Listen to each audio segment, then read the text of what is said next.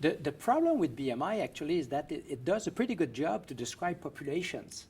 You see, so if you want, for instance, to document the prevalence of obesity, and if you look at global population, for instance, if you look at the United States, there's more diabetes in the United States because the BMI, there's been a shift in the BMI. So to describe globally what's going on in the United States, the BMI is doing a pretty decent job.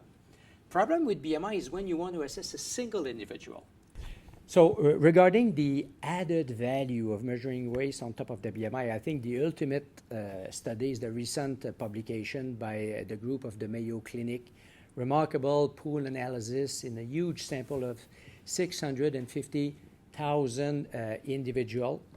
And over the follow-up period, they had a little less than 80,000 deaths. So they had huge statistical power. And in that study, they showed, again, when looking at the BMI, they showed a nice J-shaped curve. So if you have a very low BMI, increased mortality, again, the lowest mortality risk in the ballpark of 25, and then the increased mortality risk.